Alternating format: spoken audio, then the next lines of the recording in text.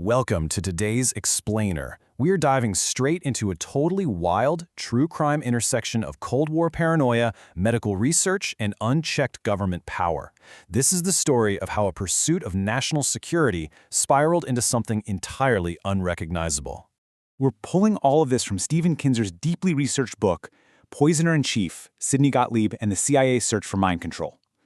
Kinzer really takes us into the darkest, most secret corners of CIA history here, and we'll be strictly following his reporting to understand exactly how the U.S. government authorized a systematic search for mind control techniques.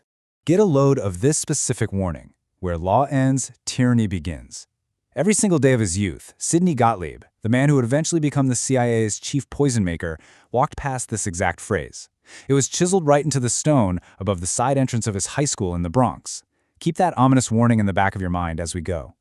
We are looking at a classic boiled frog scenario today, seeing how, step by step, legal boundaries were completely erased in the name of safety, plunging the agency right into the exact tyranny William Pitt warned about. Section 1. The Restless Chemist. So, if you picture a covert intelligence operative, you're probably not picturing Sidney Gottlieb. He breaks literally every conceivable stereotype. Just look at this duality. In his private life, he was a deeply spiritual guy. He was born with a clubfoot and a severe stutter. He practiced folk dancing, drank raw milk, meditated, lived in this eco-lodge cabin without running water, and he woke up early just to milk his goats. But his professional reality, vastly different. Inside the CIA, he was known as Dr. Death, the director of a massive mind control program. The really crucial thing we need to wrap our heads around is how this nature-loving family man could seamlessly compartmentalize his life to oversee severe human experimentation. And to understand that, well, we have to look at the era that shaped him. Section 2. America's Bioweapons Race. At the end of World War II and the dawn of the Cold War, we see this rapid, really slippery slope escalation. Back in 1941, fearing biological attacks from Japan and Germany, President Roosevelt authorized the study of bioweapons purely as a defensive measure. Makes sense, right? By 1943, a bacteriologist named Ira Baldwin gets handed a total blank check to build Camp Detrick in Maryland, this massive, top-secret bioweapons factory. But notice the massive shift by 1950. The defensive posture is completely gone. In Operation Sea Spray, scientists secretly sprayed bacteria from a Navy minesweeper over the unsuspecting civilian population of San Francisco. Why? Just to test if a city was vulnerable to a biological attack. People got sick and one person even died. In less than a decade, the government went from theoretical defense to actively testing pathogens on its own citizens. Section 3. Recruiting war criminals. As the Cold War really started looming, the U.S. military realized that their former adversaries in Nazi Germany and Imperial Japan possessed unique medical data they got through lethal human testing. Take Kurt Blome, a high-ranking Nazi who used a cancer research institute as a front to test nerve gas and plague on concentration camp inmates. The U.S. actually brought him into their fold through Operation Paperclip. Then you have Shiro Ishii. He ran Japan's infamous Unit 731, hiding behind a water purification cover story while conducting vivisections and biological tests on thousands of prisoners.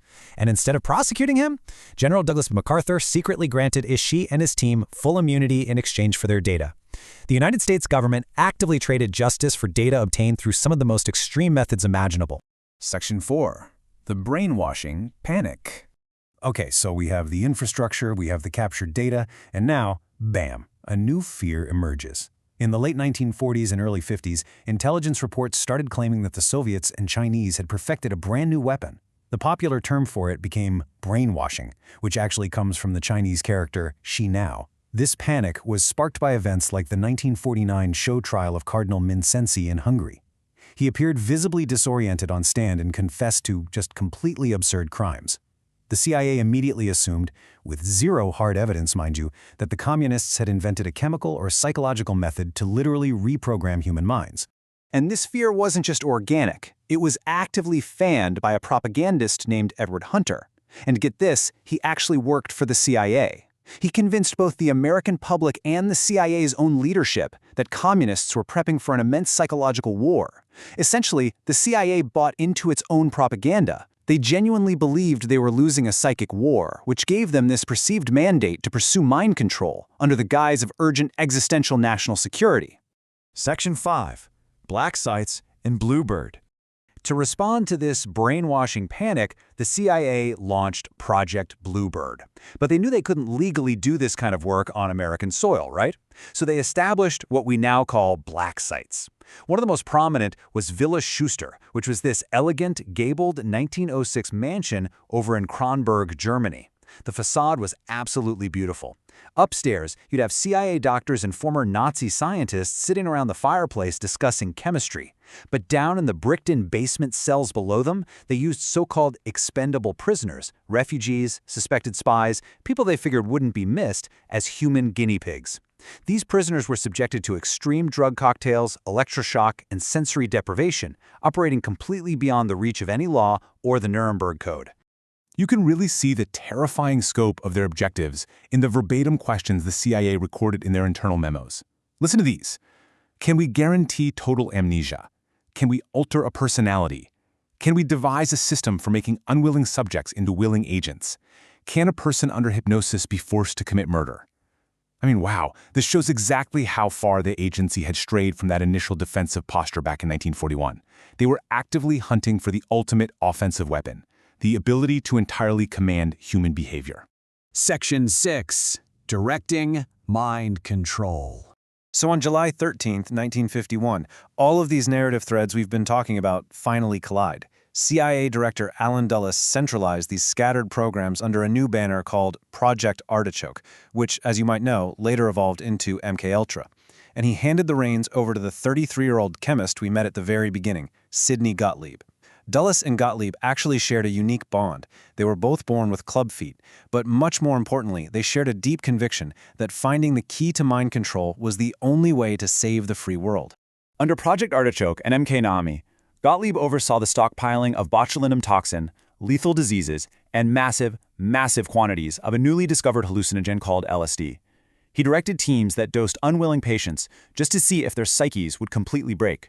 And he operated under what the source material describes as the positivist credo, basically the belief that rational exploration and productive discipline somehow justify the means. They use this exact framework to rationalize systematic, horrific testing on human subjects. Which leaves us with a truly provocative question. If a government decides the ends always justify the means, who protects us from our own protectors? We started this explainer with that motto carved over Sidney Gottlieb's high school, where law ends, tyranny begins. Gottlieb and the CIA genuinely believed they had to step outside the law in order to save it. But as Kinzer's reporting lays out so clearly, when you give the state a blank check in the name of national security, the line between the protector and the tyrant completely dissolves. Think about what this history means for the authorities we grant to our institutions today. Thank you so much for joining me for this explainer. I hope it gave you a clear, structured look into a deeply complex and dark chapter of history.